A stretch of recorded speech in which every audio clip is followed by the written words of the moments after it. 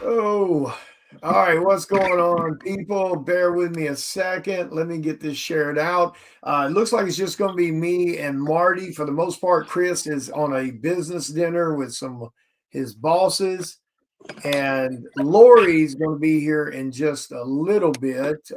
She is tucking all her kiddos in. Let me get this shared out. If you want to share also, Mr. Marty. Okay. I did share earlier. Let me see if I can share this now again.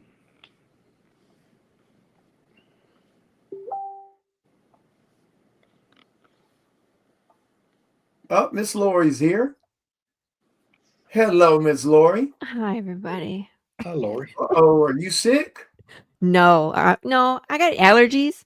Gosh, Uh, did you get blasted with pollen in the last couple of days? Because we got Yes, we did. Luckily, I got my ass out of Florida on the last day that Monday when it started tearing loose. oh my So I god. missed it. And Like I'm sure we I'll got a get my car wash here. and you could Do what? see the layer of pollen on the freshly washed car. It was so Oh, I gross. bet. Like, oh my god. So I'm not sick. I'm just my eyes might be watering, but it's just pollen. Gotcha. But Well, I'm here. hello, Miss Lori. How you doing? I'm all right. I'm here. I'm excited to go to Mockingbird Lane and I Yep, got yep. few more things to organize tomorrow and get the dog to the kennel and get the kids to grandma and we're off early Friday morning. So Oh, okay. Hubby Mhm. coming with you? Yeah, he is. You Oh, get to meet awesome. him for what? Is this the first time that Yep. you're Yeah, meeting him? first Yeah. time. Where y'all going to be at? San Wow. Antonio for Wow. Mockingbird Yeah. Lane Comic Con. Mhm. Okay. Are you Welcome, coming, Mr. Marty? Marty. I am not coming. We could throw you in the back of the car. You just There you go. I'm not going to be at that one. it's a little bit of a hike for you. Just Nah, it's not that bad. San You Antonio. What you San just meet Antonio? me at the interstate and you can just ride with me, Marty. yeah, I was like, there's room in his trunk. That's next weekend, correct? What? No, Mockingbird Lane's this weekend. This weekend. Yeah, I Yeah. leave in the morning for San Antonio. Well, I'm What's going to her be in name? What's her Texas. line? Do what? I'm going to be in Texas, but not for. I'm going to a family deal, Oh, family okay. gathering. Yeah, Ah. Where at so I can swing by and get some barbecue or that's some Yeah. what we're having. Some See? barbecue. We are. Damn it, what part of Texas? Paris, Texas. Paris. How far is that from San Antonio? Not a Is that long in my ways. route? That is not in your route. Damn it. It's not too far off the beaten path for good barbecue. Ah, okay. But Texas, Um, man, they have all kinds of good barbecue. yeah. There's a couple of those that made the quarterly list or whatever it's called, monthly, the Texas Monthly. I've got to try out, and I keep forgetting to do it when I'm in Texas. Well, there's Uh, some in Austin that are really good. really, Yeah. I haven't been. I think Austin's the one city I haven't been to yet in Texas. I think I've been pretty much most of all the other major ones. But anyway, welcome, Mr. Marty Rosen. How you doing, Rosen, Rosen? Oh, it's Rosen, isn't it? he's lying. He knows how to say my name. The, How are you doing? I'm good. I'm tired, man. I am. I'm. This is. I think I've been home 6 days this month, so I am. I am beat. But Yeah. uh, but yeah, it was like so tonight we were. Marty was like, "Why do you want me on your show?" And I was like, "Because." For those that don't know, not only does Marty run his own insurance business, which is very successful, but Marty's also a huge comic fan, a huge rare comic collector. He also owns Gabes Comics and Collectibles in El Dorado, Arkansas, which is hands down one of the absolute best damn comic shops I have been in. He also does a YouTube channel and stuff like that. He hosts tons of panels at Comic Cons and stuff. So, welcome, Mr. Marty. Thank you, sir. Glad to be here. And of course, everybody knows Miss Lori Calcaterra, creator of Path of the Pale Rider. And what did you just link? Check out. Oh, You you know still what? have your alert pledges up, don't you? I don't know how to take that down. Oh, So I think Aldo I'm does. messing around with a Facebook Live at one point, and I was like, "Oh, you can automatically you can pin a link." But now every Oh. time I go live, it just pins it, and I was like, Yeah, but you still taking late pledges though, aren't you? So it still yeah, works. late pledges are still on, so that's fine. Okay, good. So that's why I haven't really bothered to. Yeah, no, leave it. I'm Yeah, trying to find where we're at. Where are y'all at? What? In the comments on the Yeah, right. so on the comment there, the people are talking in the comment section on StreamYard. Okay. Yeah. I don't You see must that. put it on your phone. I'm on my computer. Oh, okay. Well, I think it defaults to private chat, and then you have to click over to comments. Oh, yeah, that's probably And right. you can see other people talking. Yep, on the right-hand side, click I on see the it now. comment. Yep. Okay. So, so Marty, what's up, Heather? What's up, everybody? Thank you for coming, guys. Be sure to share this out for us.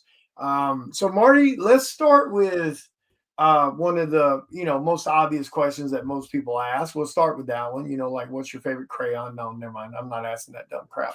Or what's your favorite color and all that BS. But so what, Marty? How long have you been into the comic stuff? Because you kind of dig into it pretty deep. Well, I actually started in 1977. If you really want to know the truth, Wow. I was a big Star Wars fan. I was young. My first comic was a Star Wars comic #1, and I still have it. I was going to say, do you have it? I do. Well, Darren has it. Darren has it. Yeah, Darren's my oldest son. Yeah. And that was probably the first series of comics that I bought. I bought all 107 issues. And then I ended up, and that took several years, back then. Then I think they had like 3 other special editions that they had, and I think I got those too. And hey, that's really what got me into the collecting.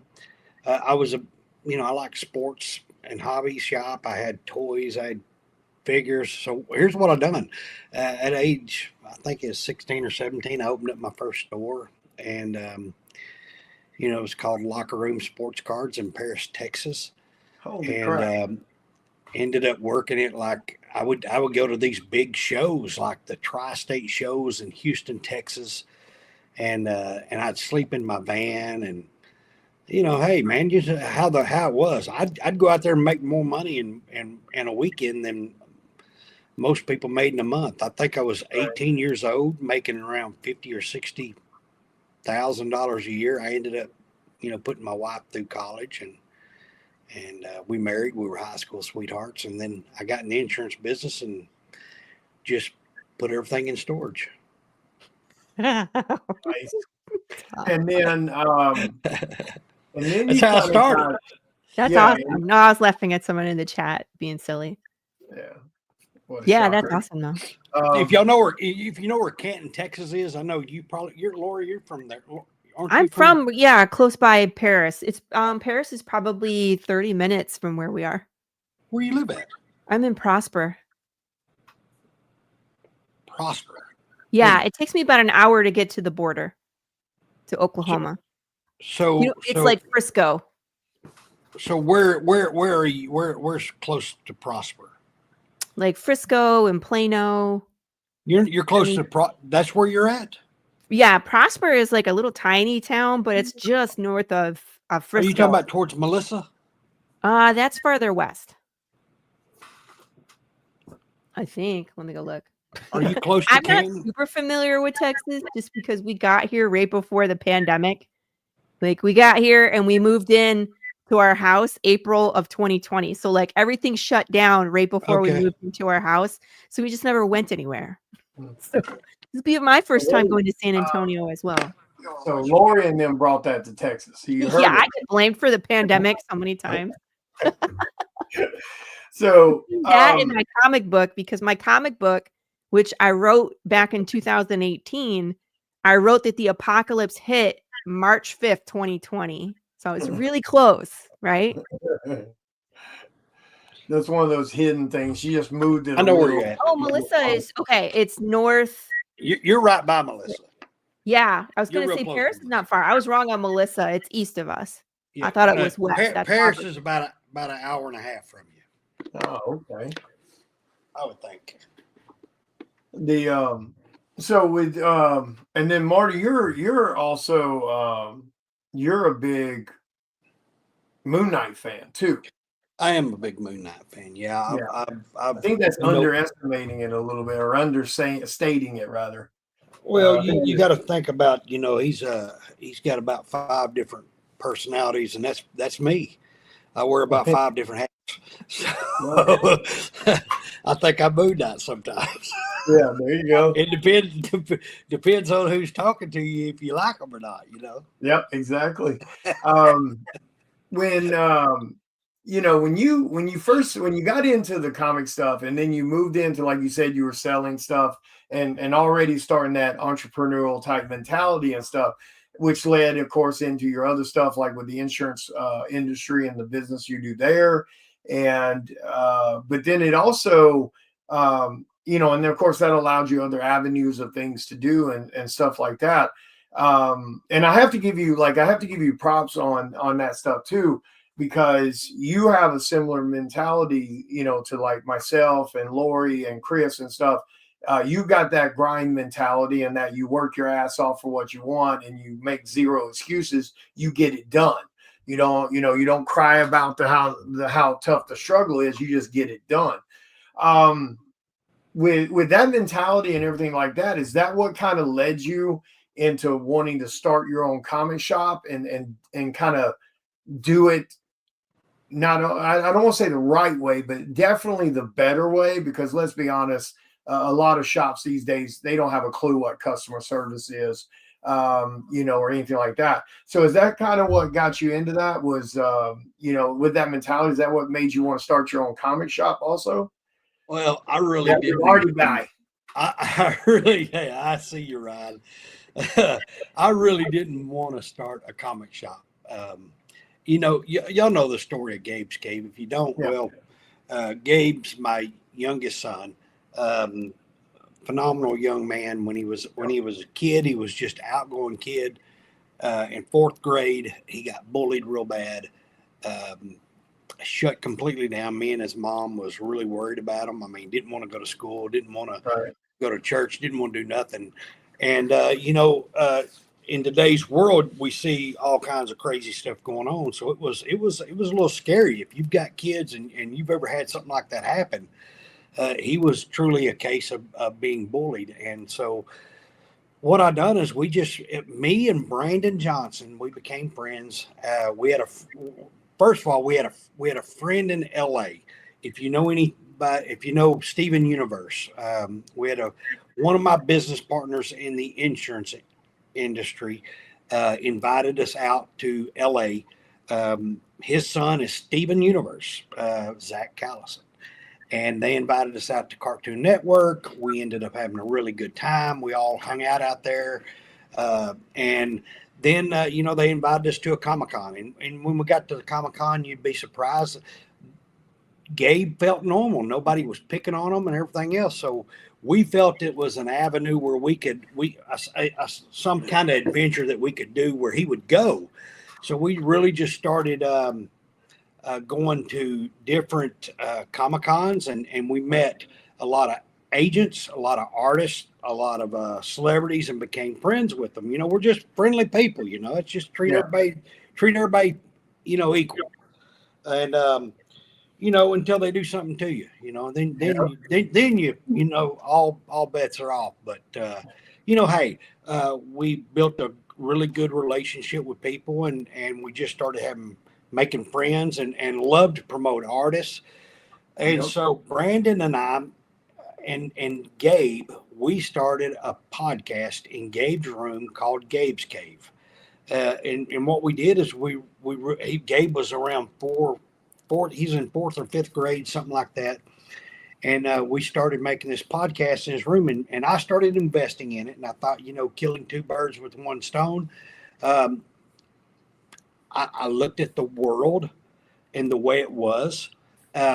I couldn't have a conversation with Gabe or the kids in today's time, but if you ever see them with their earbuds on, their earphones on, playing games, man, they're like, he's got friends all over the world. Yeah. And they talk just like we're talking right now. Yeah. Right. And all I could think about is, this is the way the world's going.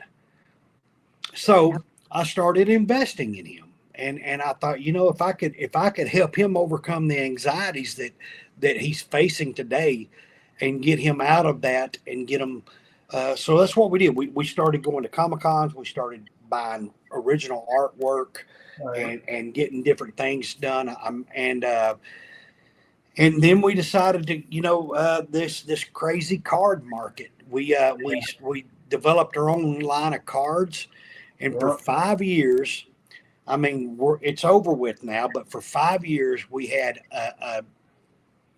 we hired artists around the world to work on our original card sets. And these cards, we sent 20 cards to every artist around the world, and we paid them to work on our cards. And we wanted to, when we found out what Topps and Upper Deck and all them paid, which was peanuts compared to the work that they were doing, I thought, this is unreal.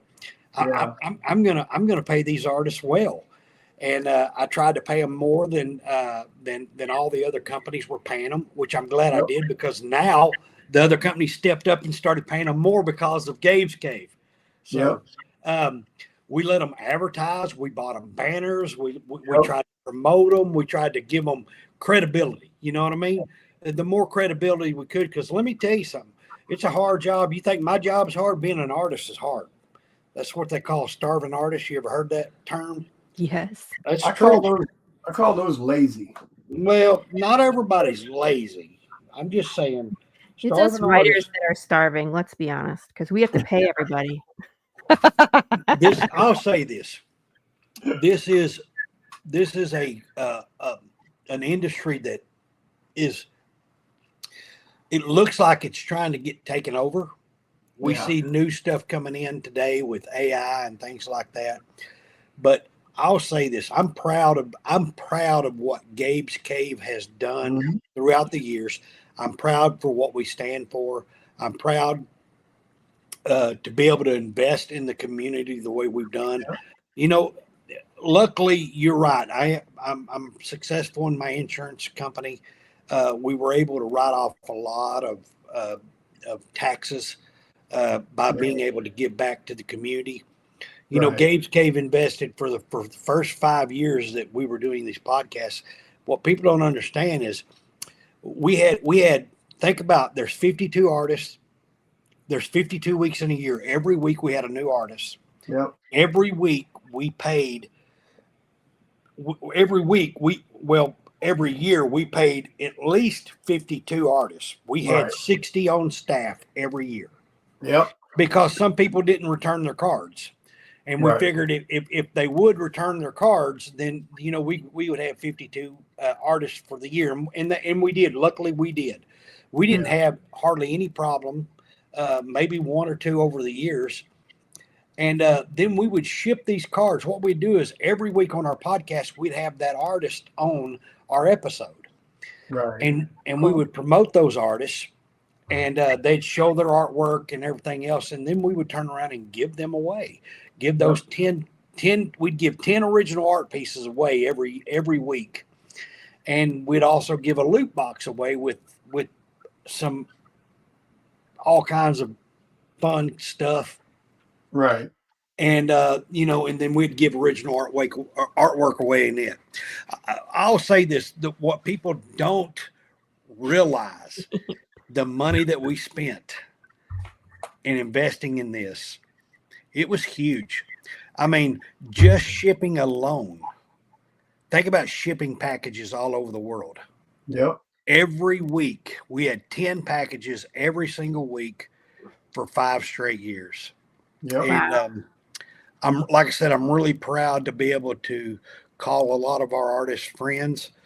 We built relationships with them over the years. We went out of the country. We went to Europe and other places, Iceland, and met a lot of our artists throughout the years. and it's just been a fun deal, a fun ride.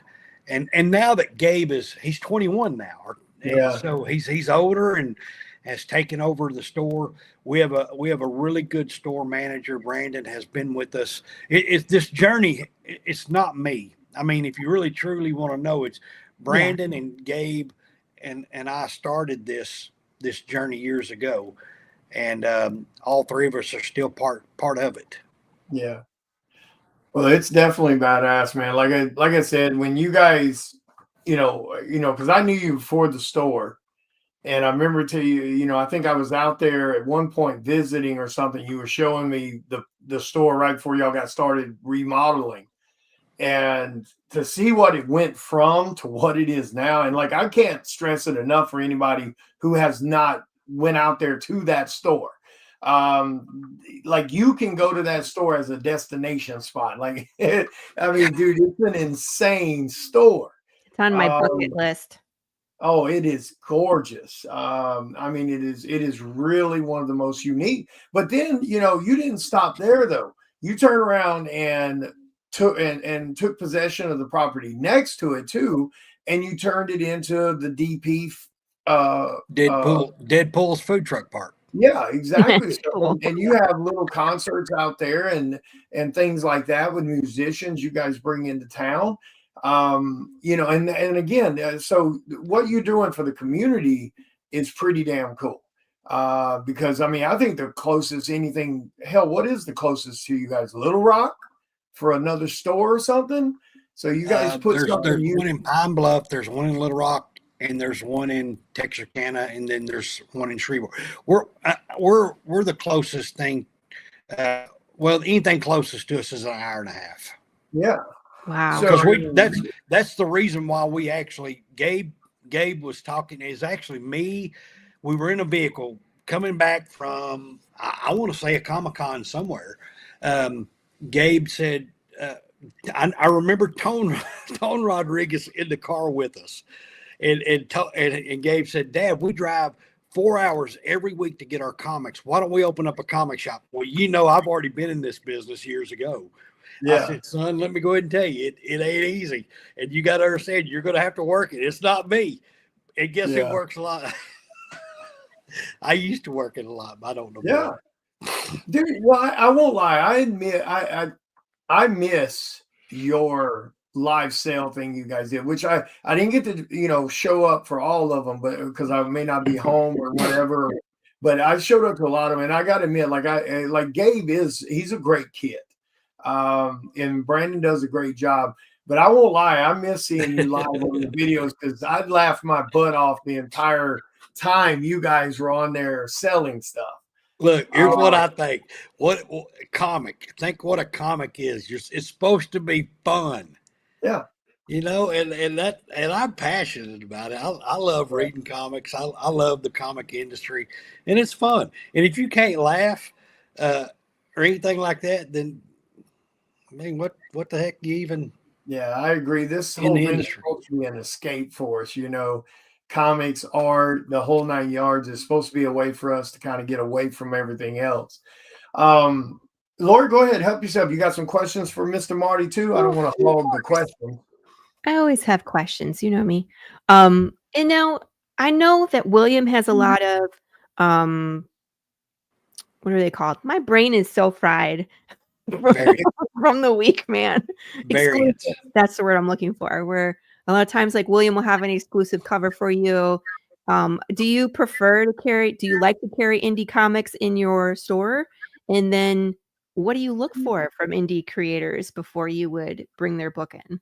We have a lot of creators, a lot of indie creators. Matter of fact, we got a bunch, and I'll tell you what.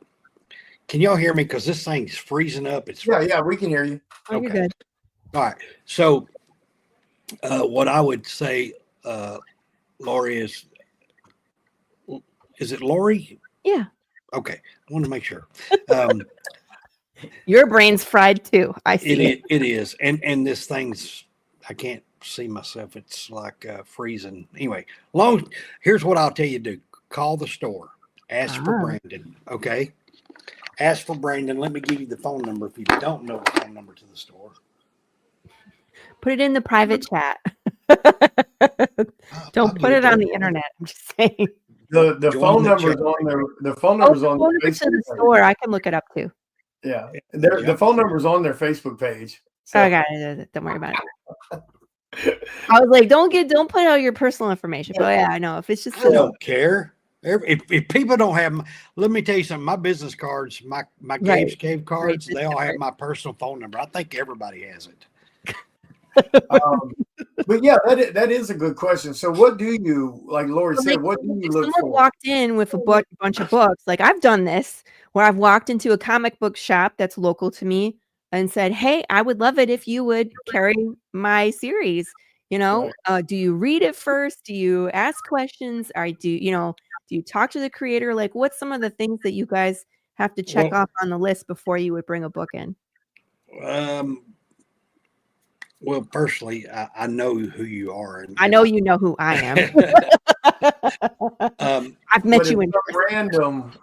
Yeah, but if artists and creators, if some random come in and said, "Hey, I want to put my book in your store," I would have to find out first of all what's their process of getting their books to us. Number one, because I don't want somebody to read one book number one and then they tell me, oh, well, book number 2's not out yet and it might not be out for a year. I'm not into that. If you're a writer and you've got four books out or 3 or 4 books out and you're telling me you're going to write another book, I'm okay with that. At least you've got something to carry the story on. If it's a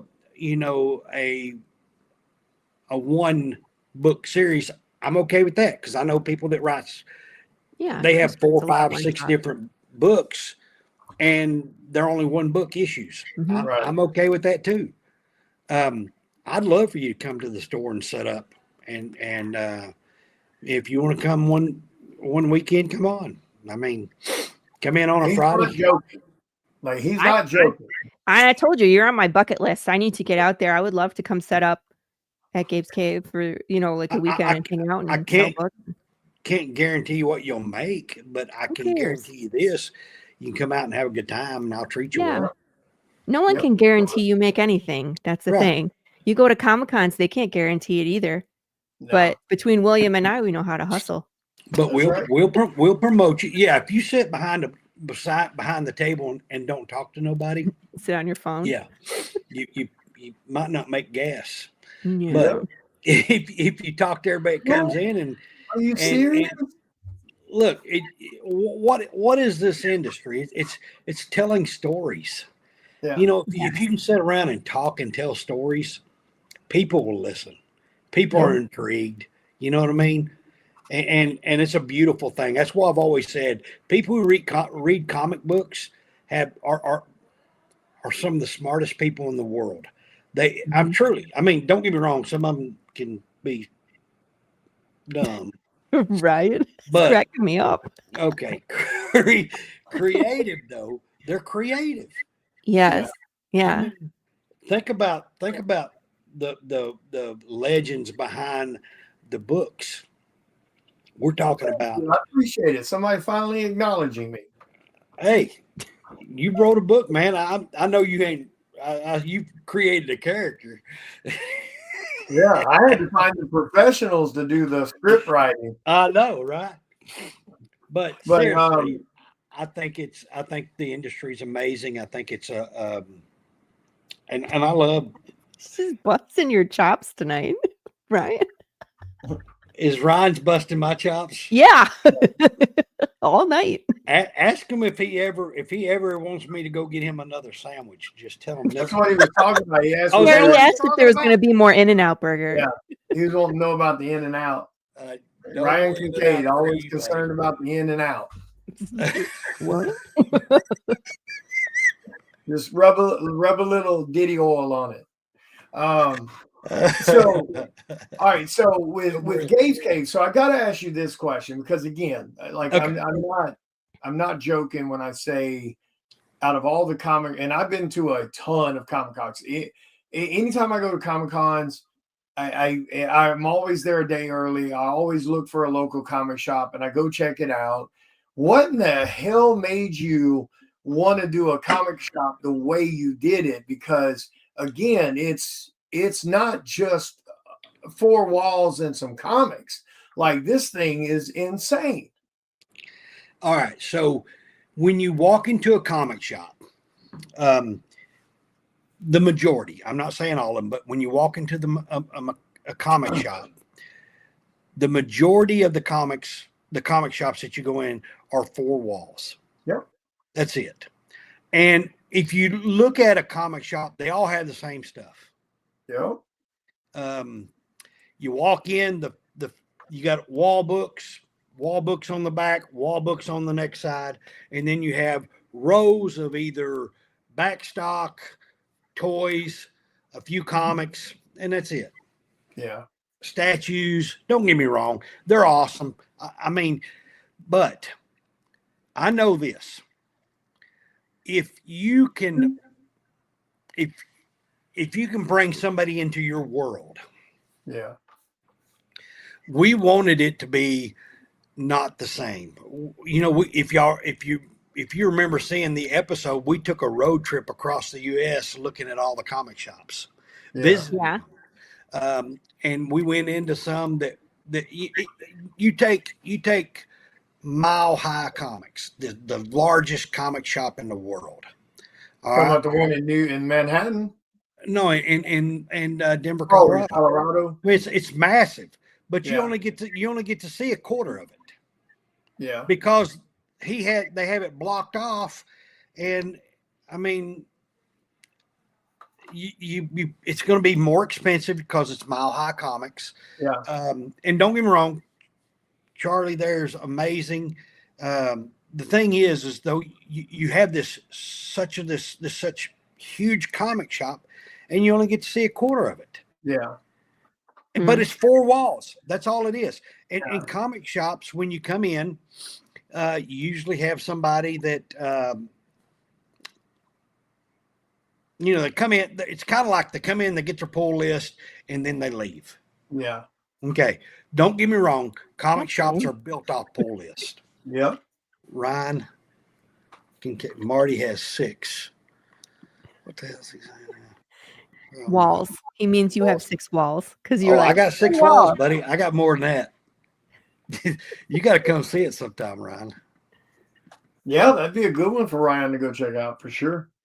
Yeah. Anyway, I wanted it to be a maze. I want it to be something like Las Vegas. It is. You go in and you can't find your way out. It's IKEA. That's correct. It is like IKEA. You cannot find your way out. If I led you to the back, you probably wouldn't find your way out. Everybody, we always said if it doesn't succeed as a comic shop, it'll be a great escape room. Yeah, for sure. Well, and I just wanted everyone to know, Marty is the blame for all of this shit you see behind me. I was happy collecting these little bitty 12-inch and 14-inch things until I went to Marty's damn comic shop and I walked into their room where they recorded all their YouTube videos, and the entire back walls lined up with 1/4 scale statues. So that's his fault. And so, because that's what you have, your comic shop literally has the main room you walk in that's got some comic cards and things in there. And then the room to the left is the actual YouTube room where you do all that. You've got statues and all that in there. It looks beautiful. You got your own personal collectibles in there that you collect, you and Misty. Then you go through this other room, and it's a room full of pops and things like that. And then you go into another room, and it's this giant room where tabletop gaming and everything takes place that looks like a medieval type room. You missed the backstock room. I'm getting to it. And then you go through a hallway. Hang on a second. You missed the backstock. We got a backstock room too. Remember that? Well, yeah, but nobody cares about backstock room. So you go down a hallway that's all these cool arcade games. You go into a damn phone booth that you put the little code in, and you can open the door, this false wall, and then you walk through that, and it's a 1930s Speakeasy. That's awesome. With a damn classic Tron video game that you can slide around into a secret room with just walls of slabs. You know, it's ridiculous. It's freaking badass. I mean, dude, it's like you did it. You definitely hit that as a home run. And then yes, he has the room with the back stock and all this other stuff and everything. But we have the cigar room. You got to go out back. You got the cigar and a blackjack tables out there too. Yeah, blackjack table out there. Yeah, I mean, if you're gonna have a speakeasy, you're gonna have to do it right. Yeah, exactly. But yeah, it's truly incredible, man. It really is badass. You guys did awesome with that store. Like I said, I've been to a ton of them, and I've been to Watchamadoodle in Manhattan. What's that damn comic shop called in Manhattan in New York? Oh, you're talking about it's like 2 floors.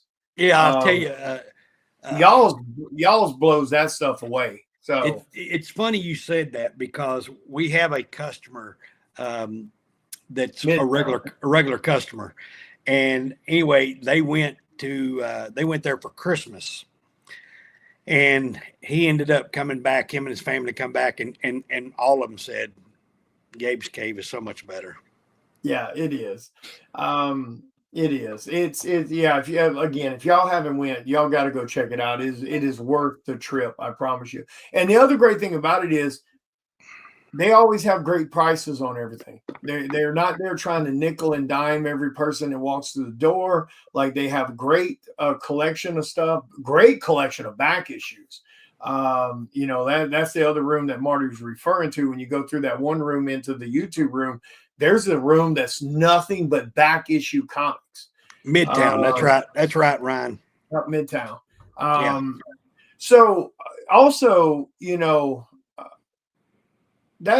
so let me go back to what Lori was asking you, because I do want to touch on that, and then we'll talk about because the other thing you guys do with the panels and stuff for shows. Mm-hmm. What is being a comic shop owner, and then someone who also travels the Comic-Con circuit for a lot of it, doing panels and stuff like that, when it comes to new artists coming out, because we're seeing more and more and more new artists trying to come in, trying to jump on the train. And then we're seeing indie creators that are starting to kind of come out more and more. What's the biggest piece of advice you would give new artists from your perspective, or new indie creators that, again, might be looking for a comic shop to help promote them or their stuff, or do retailer exclusives with? What's the biggest piece of advice you would give those type of people from your perspective? Well, don't never, just like in my business, I believe that you can stand on your own 2 feet and make as much money as you want, or as little as you want. Don't cut yourself short. If you're slow, I remember an interview years ago with Todd McFarlane, and I referenced to this a lot, especially to artists, especially ones that are just breaking into the industry. Todd McFarlane said, "You don't have to be the best. You got to be the best. You got to be fast." Joe, come on around here. Grab that chair for me. Grab that chair. I got a guest coming in here. But yeah, I definitely agree with you. That's definitely true. You got to be fast. You got to be consistent. Lori, and William. This is the podcast every week. What's up, Mr. Gabe? How's it going? We can't. Our panel is bad connection. Bad connection. But anyway, y'all can see us. That's great. Oh yeah, we can hear you guys great. Yeah, there hasn't been any issue on this end, I don't think. So Marty, Ryan Kincaid said Marty is bringing in his translator. That's So. right. That's right. I'm terrible at speaking, so unless I know what I'm talking about. Am I supposed to know what I'm talking about? No, but you're supposed to be here with me. Okay. I mean, we're Right. talking about Gabe's Cave and stuff, and So, this is actually the inspiration behind Gabe's Cave. Yep. So let's ask Gabe a question then, because you've been at the store long enough now that you've seen the ins and outs of it. You're getting a solid feel for it and stuff like that. You've been involved a lot. What have you thought about this whole concept of a comic shop and the day-to-day running of it and dealing with, customers to artists to, a little bit of everything?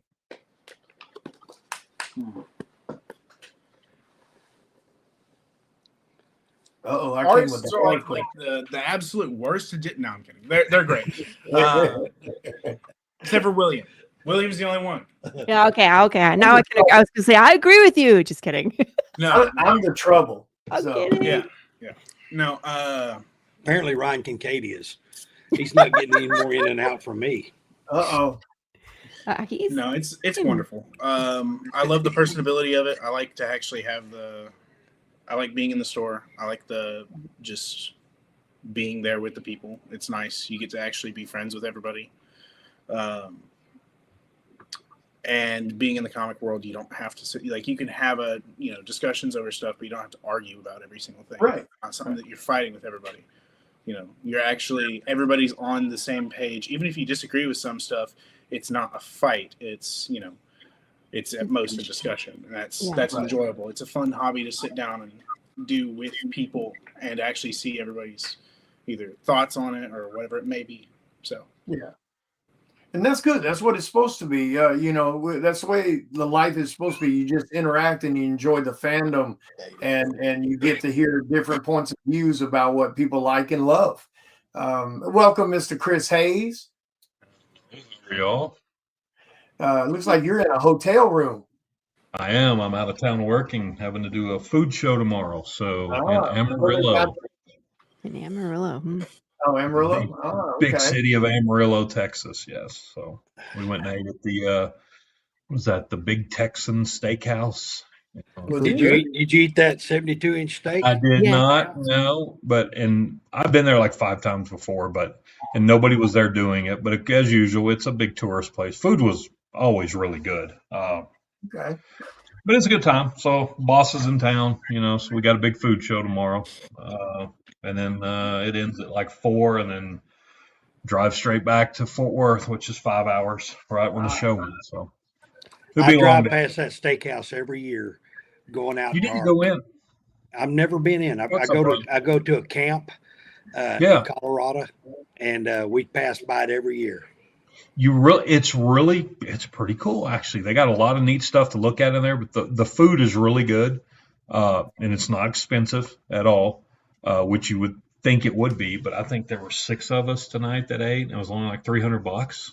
Oh wow! You got your own cow. Drinks, appetizers, steaks. I had chicken fried steak. It's really good, and you get to pick your own cow, like you over there, and just like you do. They're all standing there looking at you like you're at like you're adopting a puppy.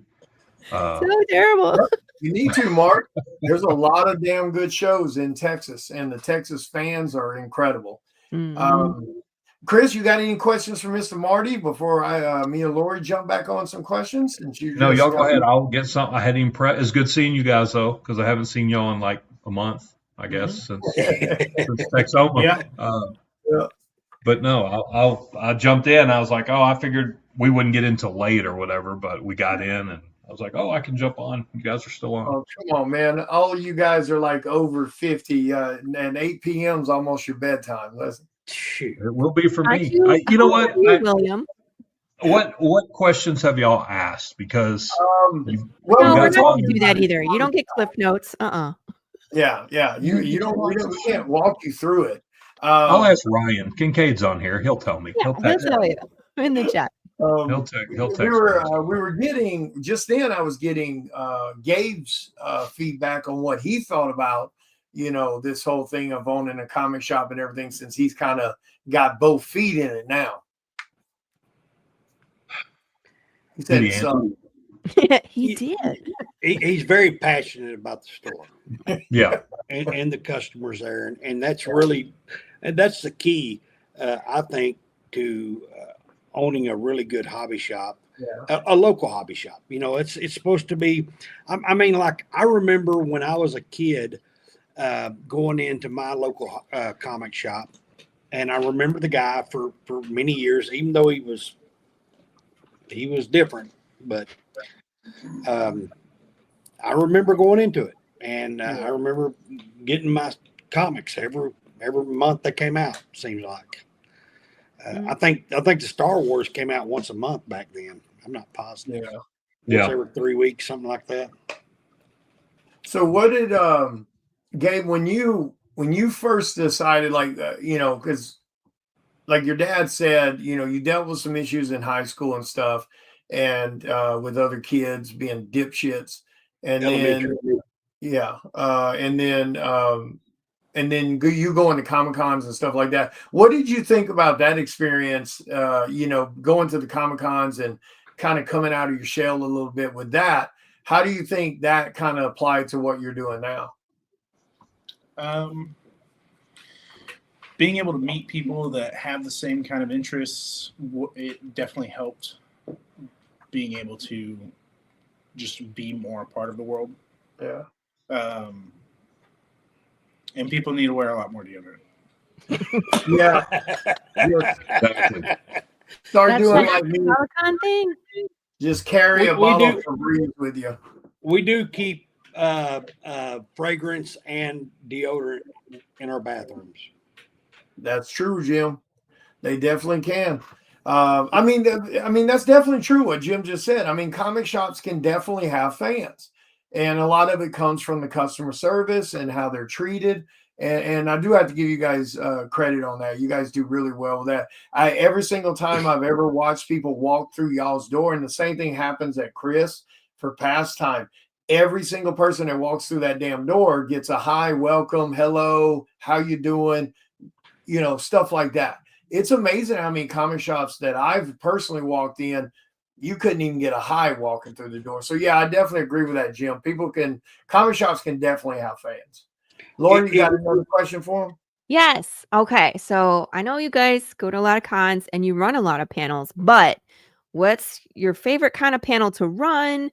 Do you pick certain people from the crowd, from the vendors?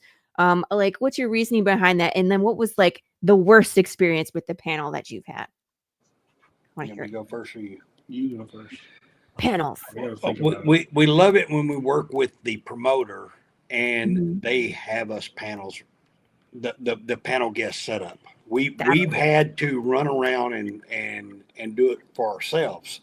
And that's really tough because, truly nobody knows who we are. And we're like going up to celebrities and artists and stuff. And just we're wearing our shirts and we're saying, hey, you want to do a panel? Well, a lot of them don't even know what that is.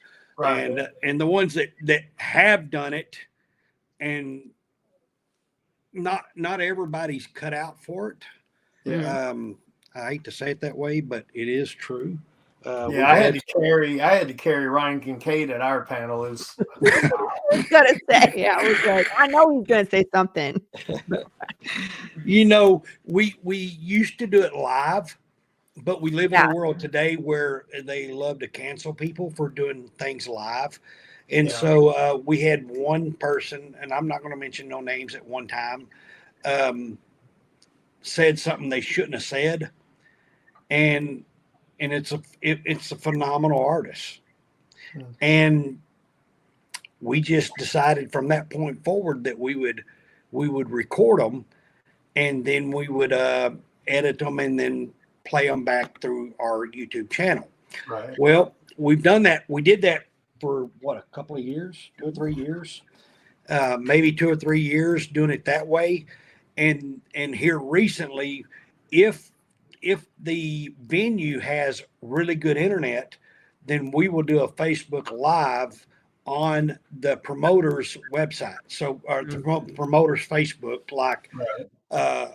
Texhoma or GeekCon or Right. Cowtown or wherever. We would rather do that. We would rather Right. be live on Facebook, through the whole show if we have good service. Right. It just makes it a fun. And it also, you think about it. I mean, we're there for the Comic-Con. We're not there for Right. Gabes Cave anymore. It's not Right. not everything that we do. We're just there to do the panels for the show, and we want to make sure that the show is successful. So Right. that's fine. You talk. What was the worst experience at a panel, or most memorable, or weirdest? Just picks. I'm just curious. What sticks out in your mind? Peter Dante. Uh, We were talking about him today. oh, You gotta tell us what yeah. it is. We will never Weirdest. forget. Weirdest, but that wasn't at the panel. That was after the panel. At the in party. the casino. Yeah, the party. We went down. Oh, Lord. We went down to the bar because we were all meeting up at the bar that was in the casino, at where the con was. And Peter Dante walks up and he pulls out like a 5-pound. Huh? Yeah. Stupid. Wait. And then. And then he grabbed Chris by the junk and kissed him on the neck. And then he grabbed Lex by the junk and kissed him on the neck. And then he grabbed me by the junk and kissed me on the neck. And Oh my he God. grabbed Brandon by the junk and kissed him on the neck. And we all just looked at each other like, What the heck? what just happened? And then he walked away and said, y'all have a wonderful day. And we were just like, Well, that's memorable. but that wasn't a panel. I don't know what Ryan Kincaid's talking about. I'm a sweetheart all the time. But like, you're right. It is a 50. we did have an instance where somebody else used our equipment and they left lipstick smudges all over our microphones. Yes. And that was, we had to go buy new microphone covers. That's not how you use a microphone. Yeah. Maybe They they were also trying like to we after hours. explicitly stated that this was an external group using our stuff, and we explicitly stated they weren't allowed to use our equipment, and they Oh. used it anyways, and so that caused some issues. Oh. But There was Ryan- other stuff that was left on. Excuse Yeah. me.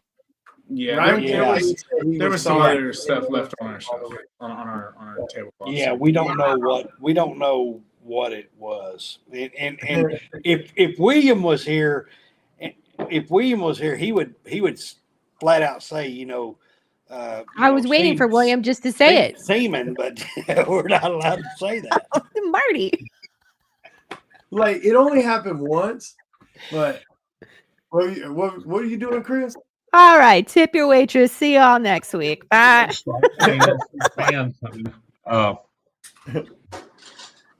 Chris, We over don't- waving his hand in there. We don't know. I'll tell you what, it was so when we don't leave no more and allow people to use our Yeah. Oh. Yeah. I don't blame you. Holy crap. So We could write about that. We could put that in a book. Dave, good. Chris is Hey, already writing hey, it. Hey, Ryan could in his series. He could, I'm yes. still waiting for Ryan Kincaid to put me in his artist. What was the book? Con artist. Yeah, I'm waiting for him to put me in Con Artist as the troublemaker. I don't know what he's waiting on. It'd be the hottest selling issue. But so You're gonna what? sell him a book with nothing in it. Yeah, there you go. Call it Con Artist. Yeah. Yeah, Yeah, that's what he needs. Invisible ink, everybody. Yes. Okay. I got one for y'all. Uh, So it's good. So you've been successful with Gabes Cave since the first time I met you guys. And your store has grown tremendously. I've been set up in there a couple of times to where the first time I was set up, y'all didn't have that new game room that you got, like the medieval room, which is the coolest thing ever. And now you have that, and then you've expanded more. You've got the food truck. Everything's going. Are there future plans for anything else at that property that you have? Yep. yes, but everything has to fall in place. Okay. Okay. With the right acquired equity, yes. Yes. But that is required first. Okay. Yeah. So Fair enough. No spoilers. Yeah. No spoilers. Okay. No spoilers. Okay. Fair enough. We'll wait till the announcement. I'll tell you what it is. There's a wardrobe that you open, and then there's a slide. When you get on the slide, it takes you to Narnia. There you go. There's your next. You're not that far off, actually. So Misty said Wonderland. See? Wonderland. yeah, but then we got to drop it in a hole and not a slide. Okay. Put a slide. You can like dig out like a bunker, underground bunker. There you go. We looked at the property across the street from Gabe's Cave here recently, and after the inspection, we backed out of the sale. And we really wanted the property, but yeah, we'll see what we can do at some point. But there's a couple of more properties around Gabe's Cave right now. If they ever decide to sell them or whatever, yeah, we're planning on doing something with them. Okay. He's still a young man. Yeah. I'm getting older, so I don't mind building it as long as he runs it. Right. Yeah. We'll just all chip in and buy El Dorado. I've got a llama I can bring you guys to put in the new place or in the store. I got a llama y'all can have. Only if I get to pick it first. As long as it don't spit on us, we're good. All right, Ryan. Have a good night. Ryan. Yeah. Bye, have a good Ryan. show, Ryan. You got Ryan all excited talking about the Diddy oil and everything. He's got to leave now. I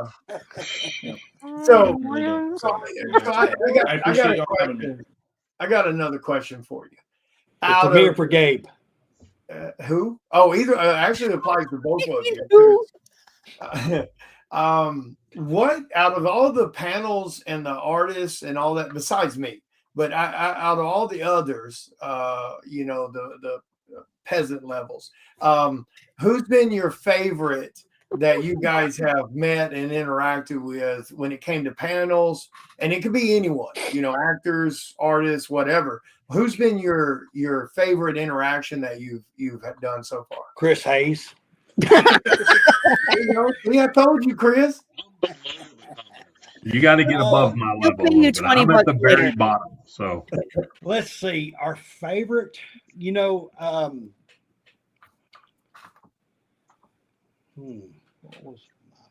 I could probably tell you my favorite from just because I was a big Flash Gordon fan when I was a kid. That's right. And I want to say we were doing panels in Houston. It was in Houston. Yes. And Austin. Austin. It was in Austin because we were in a mall. I'm pretty sure, right? I thought that was Houston. Was it Houston? Yeah. Was it Houston? It was in Houston. Okay. Yeah. It was in Houston. Anyway, I got to do a panel with Sam Jones. That was really cool. Just because we just sat there and talked. Yeah. Like Sam's awesome. And he's not like a lot of celebrities. He'll just talk straight with you, and it's great. Yep. So that was a really fun panel for me. But we've had so many people over the years. I mean, I'm trying to think. Sam's kind of a hard one to outdo. I've met Sam many times, and he's a really, really nice guy. I mean, he's one of the few celebrities, and I remember it was one of my first experiences with him. The first time I met him was at Cowtown's first show. I believe it was Cowtown's first show. And do what? Texoma. No. First time I met him was over in that Irving building. So either the HorrorCon or Sam Jones. I was about to say we've only had Sam Jones twice at Texoma. Never had him. He's never been to Cowtown. No, never been to Cowtown. Maybe it is a different show. I could have sworn it was Cowtown. But anyway, my first experience was him. He was walking through the artist area, and he was buying art from us. Like, I mean, Yeah. he came by my table and bought a piece of damn art. Yeah, that was Texoma year one on that Sunday. But yeah. So yeah, I get that. Sam's he's a really nice guy. I'll tell you somebody else that was fun. The Kevin Smith panel at GeekCon. We had Kevin, and we had the who did we have? Was it the Clerks or was it the Jay and Silent Bob? Was this the first GeekCon? If it was the first one, I wasn't there. No, you were there. No, I wasn't. I'm pretty sure I wasn't, because that was the one I came in on Sunday for like an hour. That was a really good one. Artists, I'll tell you somebody who does a really good panel, and I'm just saying it because they're very creative. They do different things. Peter Smith does a really good panel. He does. He does a really good panel. Yeah. He's just a super nice guy. Yeah. He draws and stuff and does a lot of different things and he's really interactive. Stuff is included in being an artist. He's really interactive with them. Hey, hang on a second. We did a panel with. You're getting old, man. Come on. What did we do on Michael Rooks? I don't know. They all blend together for me so bad. Yeah. He got down off stage. I believe it was Michael Rooks. He got down off stage and went down and got in the middle where the microphone was, and was kind of standing there holding the mic for the people that was asking the questions. So that was pretty cool. Nice. All right, Chris, your turn. Ask some questions, man. Dang, I can't carry you all the time. Just ask the last one. So y'all done a ton of shows. What has been your favorite show that y'all have ever done, whether you're doing panels or not? Because I know, like, when we first met you, we were all set up at that card show, right? Remember there was that big square. First time I ever met you, Marty. We're all set up in the center. Okay. And you and I were talking when we first met. But then right after that, it's like 2 weeks later, we're all at, where were we? Remember the Gulf Coast Convention Center? It was the Gulf Coast Comic Con in Houston that we did. You guys were set up in the middle. It was upstairs in the mall. And you guys were set up in the middle, and you had the chair. You were doing panels. Y'all were just getting started doing that. You had the one chair. Y'all were just getting started. That was a really good show. But as just seeing how much y'all have grown, but y'all weren't really there for panels. You were selling stuff. And then we've done Collecticon together, to where you're bringing out your setup as Gabe's Cave Comic Store, selling product and doing stuff there. So out of everything you guys have done, what do you think has been your best, your favorite experience at a show? I'll tell you what I like. You remember when we used to do the interviews outside our booth? We had kind of a little setup. We had it was a cool setup, but we had the director's chair. Yeah, we had the director's chairs, and we did interviews with everybody. Yeah. And then we did give away a whole bunch of stuff. We had, I don't think we were selling as much at those. Like when we were at Gulf Coast, we just were doing interviews, and we had all the giveaways around our big table. Yeah. Subscribe to your YouTube channel. You get the bag. Yeah. And all that That's stuff. it. Yeah. That was a lot of fun. Those shows, when they brought us in for those shows, we really liked those shows. It seemed like that they went really smooth. When we're doing 3 or 4 different setups at a show, it gets tough, and it gets tough because it takes a lot. Yeah. A lot of people to man everything. Like when we're doing COAs now, Well, we're not doing CBCS anymore, but we're doing COAs. You've got till April 17th. Yeah, right. but I'm not doing no more of them. I'm just gonna cut. I haven't told anybody. I bought them out and I'm rebranding them. All right, that's awesome. Oh, good. Because you Psycho need more stuff to slabs? do. Yeah, I need more shit to do. Right. Is it called Psycho Slabs or what? That's right, Psycho Slab. You got it right. Touche. No, we've here's the thing. We love your shows, Chris, because your shows is like a family reunion. Yeah. Yeah. Your shows are actually the least stressful for me. Okay, I get stressed out because I'm a perfectionist. That's just how I am, and I can't help it. My brain works that way, and it is what it is. Right. So your shows are great for us because we just, your shows are just, they run easy. I will say this. We didn't do panels, but we did the COAs at Cajun Con last year. Okay. And that show, Scott Ennis did a phenomenal job. For his first show, Yeah. hands down, probably the best show that I've seen. Managed. He had a lot. He had a lot of volunteers. And I don't know how much money he spent. He spent a lot of money. That's all I can say. Yeah, and he's going to be this year too. We're already looking at his guest list that he's already been announcing for December of this year. It's already insane. He didn't even announce half of them yet. Yep. I'm talking about like the big blow ups and all the when I'm saying like Cindy, his wife, she did a bunch of bouquets, and they decorated and I'm trying to say it the way it's supposed to be said, the Willy Wonka's booth.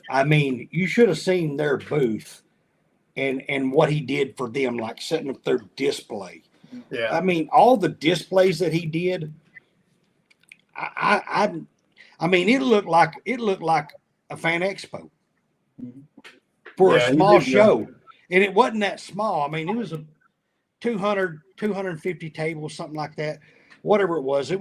But I'm saying that was pretty amazing. But like I said, you had to have the revenue behind it. But I'll tell you, I like small shows. Smaller shows to me, it's more personal. Mm-hmm. You can don't get me wrong.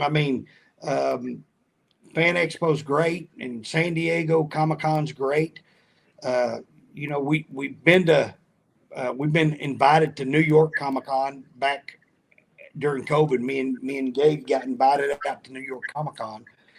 We didn't get to go though because of COVID. But other than that, it's been it's been fun. Bye, Mark. Yeah, I agree with you on that one too. I do the small, medium, and large, and I have a lot of fun. I wish more pros would do them also. I think they would figure out something a little different about them. You definitely get more time with the fans, and you're not feeling as rushed and hammered, But that's and this will be the last question here because I know Lori and them's got to bounce, and Chris is way past his bedtime. But that's a great question right there. So I do want you, actually I want both of y'all's feedback on this question because you both own comic shops. What do you guys feel about how out of control the spec side and the flipper side and the resale side pretty much controlling the market on new comic books You know, because we've been seeing that over the last 5 or 6 years, books coming out on week one, and then the flippers are buying all the books, the resellers, and they're creating this, in my personal opinion, a false narrative for fans about what stuff is valued at. And like I said, this isn't a the end is near type speech. We've seen it proved consistently. 6 months, a year later, these books drop from their $50, $60, $80 week ones, month ones, down to $10 buy it now books. What do you two guys, Marty and Chris, what do y'all think about that? Do you think it's something that has definitely gotten even more out of hand? Do you think it'll get better? Or do you think it's a case of it's not going to stop till the fans stop playing the game? You want me to go first or you go, Chris? You're the guest. You go ahead. All right. I don't think it's more out of control. I think it's the exact same as it's always been. It's just more apparent. And there's a lot less shops that are controlling how much people do buy. True. The solution to it is setting up pull lists, or, you know, just keeping a reserve inventory of stuff for strictly in store, and limiting how many people can buy of certain covers or whatever else it may be. But as far as like it being out of hand, I mean, it sucks. It sucks for the collectors. It sucks for a reader's market. For a collector's market, I believe it's entirely kind of fair. I mean, in any collector's market, any collector's market with cards, whether it's comics, statues, all of them, you're going to have the people that come in and buy it, and then they turn around and flip it. That's just how most people do their business in a collector's market. But with it's the same thing with like trading card games, and comics are the same with their players versus collectors, or readers versus collectors. Your readers and players want the cards to enjoy them, but your collectors want them for either a different kind of enjoyment or to flip. I mean, the whole point of collecting is to ensure you have something either for the future or for your kids. Otherwise, it's a shelf piece that you like looking at. Right. And if you don't have it as a shelf piece, then it's an investment. And if it's an investment, it's there to eventually be flipped by you or your kids or your grandkids. And so, I mean, it's always with the idea of money in the collector's game. So it's an entirely fair thing. It's just something that shops need to be able to limit people on how much they buy. Do they get mad? Who? I do. Dad does. Readers do. Readers do. Okay. Some collectors do, but the thing is, from a collector's standpoint, it's a fair thing to happen. From a reader's standpoint, it's not as fair. But that's why they also make every comic from larger companies now are available digitally, so you can still read them. Right. The issue is that just pulls the readers out of having the physical books. So that's where your argument there is. When I go to big cities and you know, Wednesdays the new books come out, or Tuesdays when the new books comes out, you know, I go to big cities and there's a line waiting to get into the store. Okay. We don't have that. Not in our little small town. We just don't have it. And the ones that really want the books, they're going to be on the pull list. Yeah. Well, yeah. Me thinking, well, we own it, I should be able to get one. Yeah. Right. And that's not how it works. And I don't get on the FOCs every week and look, which I should. I should. I have no excuse. Yeah, you should. I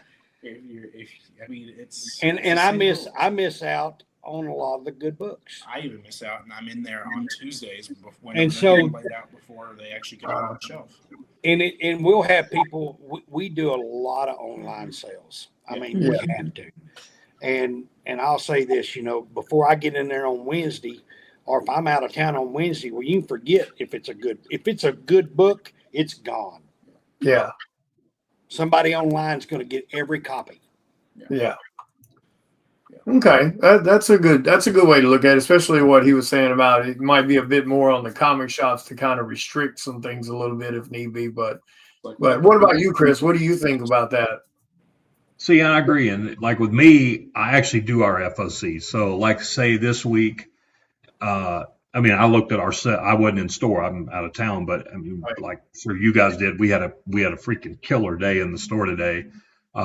Superman Spider-Man came out. Well, one, it's a $9 cover price, and there's 20 7 covers of that book, and we had them all.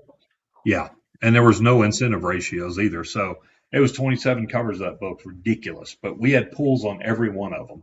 And then from what I was seeing and looking at orders today, it was like so many people coming in that I've never know who these customers were. I never heard of them buying those books today because it's a big crossover book. Right. Well, and then they had good artists on them. Art Germ was on them. J. Scott Campbell was on them. Adam Hughes did a cover for it, but he hadn't done anything in a while. Yeah. So, well, like me being on FOC, I order the books. So I see the covers ahead of time and I'm like, oh, I want that for myself. Of course, I'm ordering a J. Scott Campbell because I collect all the stuff. Yeah. And then, of course, Art Germ I get for Brian. So I always order a couple of extra on top of what I bring in for the store. I'll order a couple of extra on top of that on the hot stuff. But that spec game, it's always going to be there. I'm going to go back to Dork #1 that came out, and oh, he froze. Dang it. He froze, Chris. I'm not sure if you can hear us. You're not making a weird face or anything, though. You're lucky. He went to sleep. No, yeah, past his bedtime, he turned into a pumpkin. He can't talk. Right. So he'll be back in a second. There you go. Oh. No, he crashed all the way that time. No, I'm here. I'm just going to keep my camera off because it could be the internet here where I am. I'm in far west Texas, so squirrels run the lines. Going to bed. He's got to work. Oh my goodness! It is 9:50. You got 10 minutes. See you, Gabe. All right, go ahead. Anyway, so we had literally we had Dork #1 came out. I call it the Pokemon syndrome. It's one of those to where you're like, how all of a sudden the day that book came out, how did it spec to an $80 book on the first day when it was an independent book and nobody had ever heard of it or done anything with it? I look at it like there's two buddies like me and Marty. I buy the book, Marty goes and buys the book, and I'm like, hey, put this on your eBay for $70 and I'll buy it. And Marty's like, okay. So then I buy it and I'm like, okay, now I'm putting it on there for me putting a copy on there. Now you go buy it for $75. And Marty's like, okay, well then you put one on there for $80 and I'm going to go buy it. Well, then all of a sudden people see that and that book specs so hot because #2, we might have sold 2 copies. Yep, exactly. Nobody wanted it. They wanted 1. And yeah, 1's still hot, but it has dropped tremendously in price compared to what it was. But for about 3 weeks, that seemed to be the hottest book going besides your absolute Batman series and Superman. That was what everybody wanted. Now it's just kind of one of those, okay.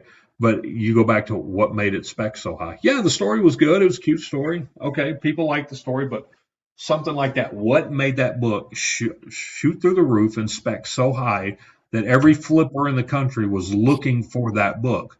Yeah. Well, the thing is, retailers didn't hardly order that book. Like with us, we had one person with it on their pull list, and I ordered 3 copies for the store.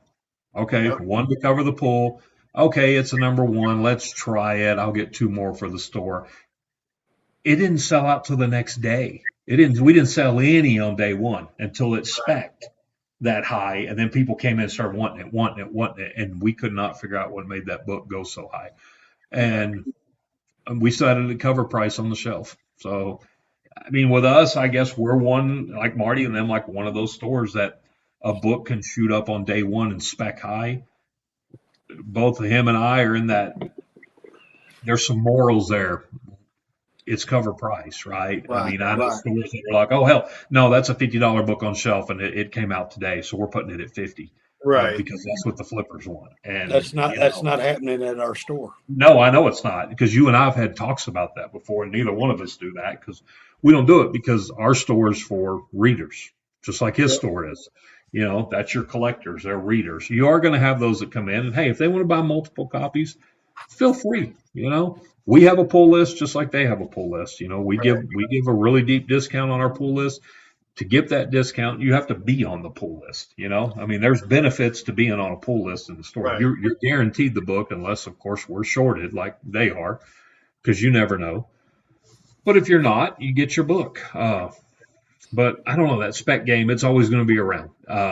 It's also based on social media influencers and people paying to influence a book and paying social media. I mean, that can happen too. I don't know. Outside of the DC Marvel range, especially on indies, unless you're a big time writer that's doing a special book for somebody and that writer's name gets out, then that book's always going to be a little bit more. So, Right. I wonder if we can get Taylor Sheridan to write a book. Oh, yeah. I mean, he's a hot commodity right now on all TV his shows? TV shows. I wonder if he could write a book. We just started watching The Madison, his new one. I heard it was great. It's tearjerker, man. There's only 6 episodes, and we've watched 4, and there's no action. It is literally a film, and I love it. I am just wow. I'll have to check that one out. I haven't seen that. Way about it. It is so good. One of my good friends says it's incredible. It is. It really is. Not his norm. Right. So it's feel good, tearjerker, makes you think. I'm not going to spoil it. I'm not going to say anything. Because I want to watch it. No. I haven't watched that. Kurt Russell's in it. Michelle Pfeiffer. Apparently Kevin Costner comes in at some point. I mean, I don't know. It is just very, very good. And that's all I can say. Marty, you're going to love it. You're really going to like it. All right. Well, Miss Laura, you got any final question or anything? No, I'm sorry. I put a fork in me. I'm done. Marty, I love you. 7:56. 7 a.m. in the morning for San Antonio. I made 70 bottles of hot sauce in the last 2 days. So Good God. 70 Oh my God. And it's in addition to what I had left from Texoma. So I probably got 120 bottles of hot sauce ready to go. Oh, y'all got Mockingbird Lane, don't you, coming up? Yeah, this weekend. San Antonio. This will be their first show. They got a pretty good lineup, so I'm excited to see how it goes. So it'll be fun, I think. But that's it, guys. We're going to call it a night. Thank you, Mr. Chris Hayes and Lori, for being here also. Of course, thank you to Marty and with Gabes Caves and all the crazy stuff you guys do. I really appreciate you taking the time to sit down with us. Yeah, we saw that about CBCS. I told y'all it was coming. Nobody wanted to listen to me. Yeah, it's that because you weren't wearing your Pope hat and on your soapbox when you did it. I didn't scream it loud. No, I just like a couple years ago, I just said, man, they got to step their game up a little bit if they're going to do anything serious. I don't think anybody's going to listen to PSA either, though. We'll see. Card grading right now is hot. Card grading is where it's at. I mean, that's what they're doing. Yeah, that's exactly. Who are you using? Are you using Beckett CGC? Who are you using? No, we don't. We don't do any card grading. We sell cards. I'm still trying to get them. I mean, it's tough to get them, but we use CGC for comics. We use Brody. Yeah, I knew that. Yeah. I do CGC too, but I've been a facilitator for CBCS for a long time. So right. Anyway, so I got to go. I'm hoping that I can be a facilitator for CGC. I'm sure I can. Yeah, they'll let you. I mean, or you can just start your own slabbing company. Psycho Slabs. Right? Psycho Slab. You could. That's what I need, William. Another job. Yeah, something else to do. You need another job. Yes. Another job.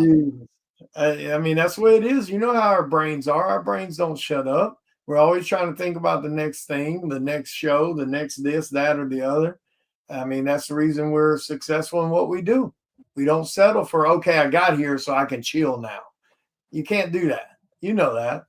You got to think of more. That's why Lori has hot sauce now. Next, I think they're making duty bombs or something. No, I ain't doing that. You can't pay me to do it. All right. But anyway, we're going to get off here, guys. You guys have a wonderful night. Thanks for having me. Enjoy it, y'all. Good seeing you, Marty. Bye, Lori. Bye, Chris. Bye, Marty. William, I'll see you this weekend. Yep. See you then. I'll see you next week. All right, again. Mr. Marty. I appreciate it, brother. Thank you so much for hanging out with us, man. I really do appreciate you taking the time. Oh, yeah. Most important thing, you got the best hat on your head. So I mean, yeah. See, you got the great combo. You got the best shirt on, and you got the best hat on. Right. Yep. Night, Daddy. Night, everybody. I gotta go pack. Yep, that's right. You're going out to some family thing this weekend. Well, I'm gonna go to bed, and I got to leave early in the morning. I'm already packed, but I got to leave early for that. So I'll be at Mockingbird Lane. Guys, make sure you go follow Gabes Comics and Collectibles. Definitely go check out their pull list. Get on that if you can. They do great discounts for their pull list. They've got a great section of back issues and stuff like that. Is your back issues? Your back issues they're not listed on your website, are they? No. Or are they? Okay. Well, I don't know. I mean, I'm sure the high end books probably are. Any back issue high ends probably so. But guys, and also for your statue needs, Marty and them can facilitate you ordering statues with Sideshow and such, Hot Toys, etc. The full blown big ones. So if there's ever a statue you want, reach out to them, let you know what it is. I don't know what the deposits are or how that works through that end, but I'm sure Brandon and Gabe and them can walk you through it. But they are one of the handful of stores I know that you can get statues through. But anyway, Marty, I'll let you get out of here, man. Thank you again, and hopefully I get to see you next week. So I'll see you next week. Yep, but you guys be good, man. I'll talk to you later. All right, bye. All right, there you go, guys. Gabes Comics, Collectibles. Go follow that damn page. Show those guys some loves. They're definitely one of the handful of stores I know that love their fans and their customers. So go give them a follow. Check out their online store. Check out your pull lists, things like that. But I'm going to get off here. I've seen that Mr. Sinister statue. That thing's going to be gorgeous. But yeah, I'm going to get off here. You guys have a great night. I'll see some of you this weekend in San Antonio at Mockingbird Lane Comic-Con. Talk to you later, guys. Be good.